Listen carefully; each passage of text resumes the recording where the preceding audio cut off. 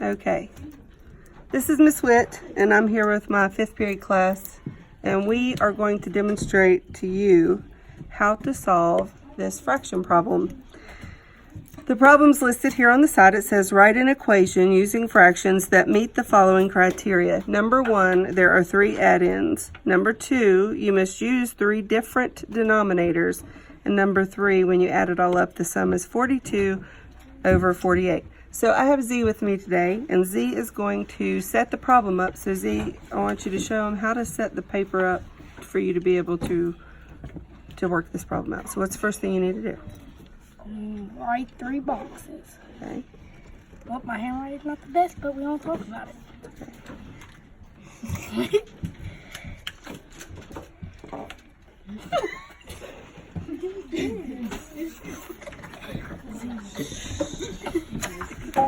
Okay, great. So Z's made 3 boxes to hold his fractions, and he's indicating that he's going to add, and he knows that because it says add-ins here in the problem. Z, what else do you need to add back here on the end of it? Add-ins. The sum is going to be here. Oh. So. Okay, so he knows that whatever fractions he uses, whenever he converts them, because they have different denominators, it's got to equal 42 over 48. So the first thing we're going to do up here, Z, is list all the factors of 48. So list all the factors that you can think of for 48.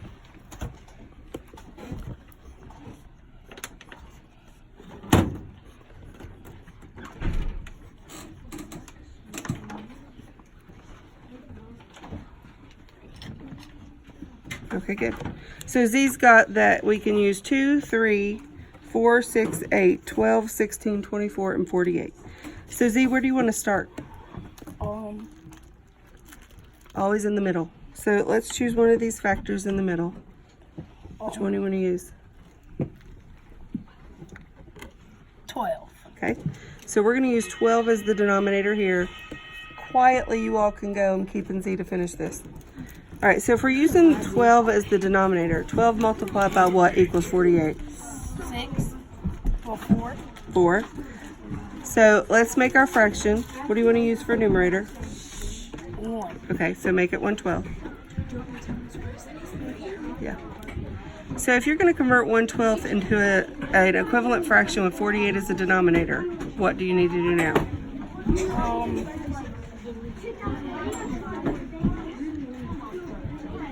Multiply this by 4. Yes, so multiply by 4. And what you do to the denominator, you have to also do to your numerator. Yep, so you're going to multiply this by 4. Okay, so your new equivalent fraction for that is what? Wait, what? Put your equivalent fraction here. So it's 4, because 1 times 4 is 4, and over 48, because 12 times 4 is 48. Good. So that's the first fraction. Now we need to do another fraction. So let's choose another one of our factors to go with. 6. Okay, so we'll put 6 as our denominator. What do you want to use for your numerator? I use 1 again? Sure. So we're going to use 1 as the denominator. Now 6 goes into 48 how many times? Do you know off the top of your head? Okay. Well, if 12 goes 4 times, how many times do you think 6 would go? 8. Yep. So we're going to multiply by 8. 6 times 8 is 48. Good. All right, so what's your new equivalent fraction? Excellent. All right, so we now have 2 fractions. We have 1/2 and we have 1/6. Both of those can be converted to equivalent fractions of 4 over 48 and 8 over 48, which gives us how many over 48 total?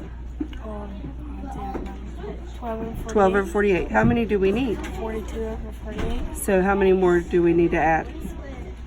30.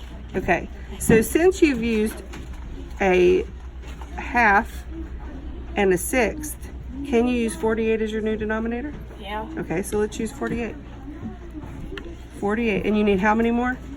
30. So let's use 30 48s. So just put that down here, and let's add it out and see if you're right.